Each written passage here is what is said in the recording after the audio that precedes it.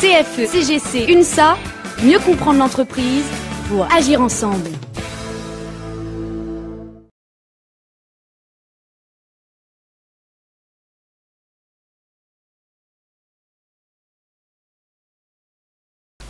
Un deuxième point quand même qui est arrivé au cours de l'été qui a été éminemment sympathique, ça s'appelle la nouvelle taxe dans la loi de finances rectificative. Demandé, j'aurais dû mettre un nœud, je fais vraiment pas, cette nuit j'ai pas fait beaucoup d'efforts. Ça c'est un truc assez sympa. C'est en fait c'est Bouygues qui a déposé une plainte en disant France Télécom a un avantage concurrentiel parce qu'il embauche des fonctionnaires.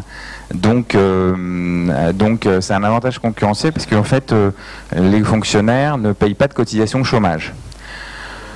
Donc ne payant pas de cotisation chômage, ils ont porté plainte à Bruxelles.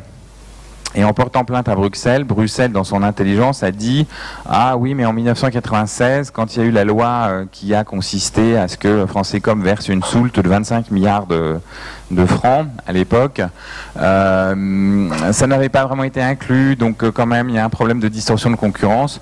Donc en fait, Bruxelles a condamné la France à payer entre 120 et 140 millions d'euros, enfin à condamner surtout la France, oui, mais à condamner à ce que... et donc ça a pour résultat que France Télécom doit payer entre 120 et 140 millions d'euros de taxes par an en ce moment pour compenser l'avantage concurrentiel lié à l'absence de cotisation au chômage des fonctionnaires. Alors c'est assez inquiétant parce que la première chose que s'est faite, donc la décision de Bruxelles a eu lieu en janvier, elle vient d'être publiée. Ça a été assez inquiétant parce que le nouveau gouvernement, la première chose qui s'est précipité à faire, c'est à voter ça dans la loi de finances rectificative. Vous me direz, ça lui fait 120 ou 140 millions d'euros dans les caisses de l'État. Mais enfin, je peux vous, pour en avoir discuté dans la maison, je peux vous dire que ça a vu rouge à la direction parce que là, vraiment, c'était considéré comme extrêmement injuste.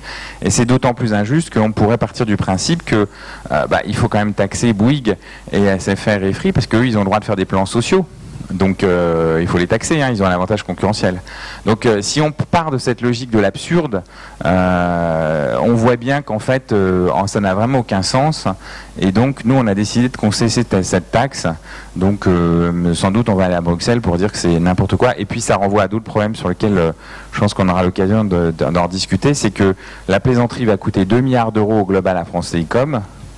Parce qu'évidemment ça va perdurer pendant un certain nombre d'années et que ces 2 milliards d'euros ça fait 12 milliards de francs, enfin, ou 13 milliards et que théoriquement on avait payé la soulte de 25 milliards de francs en 96, donc venir quelques années après réclamer de nouveau la moitié de la somme qu'on avait payée, c'est un peu halluciné. Donc ça pose des problèmes de la loyauté de l'introduction en bourse, ça va peser sur le cours de bourse de vos petites actions si vous en reste encore. Donc c'est vraiment une taxe injuste et c'est vraiment de la marge pure qui est piquée à la boîte, vraiment sans contrepartie.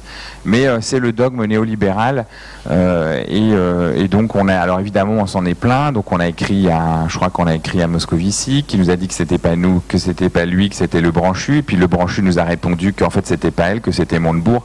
Sincèrement, soit il y a trop de ministres, soit il n'y en a qu'un seul qui est responsable, c'est le Premier ministre.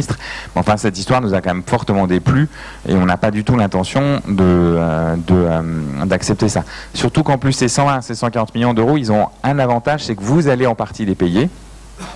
Entre guillemets, quand je dis ils ont une conséquence, c'est que vous allez en partie les payer. Je ne parle pas d'une décision volontaire de la direction qui va consister à baisser les salaires ou en tous les cas à pas les augmenter, mais ça impacte directement a priori la participation que vous allez percevoir. Donc c'est quand même quelque chose de tout à fait réjouissant parce que c'est une taxe qui vient s'imposer avant le résultat net et donc théoriquement vous allez les payer. Sauf à ce qu'on négocie un avenant à la participation, ce dont je doute, et donc c'est quelque chose qu'on va payer, y compris les filiales, hein, puisque la participation est un accord groupe, les filiales paieront aussi. Donc même les filiales, on va dire non concernées, voilà.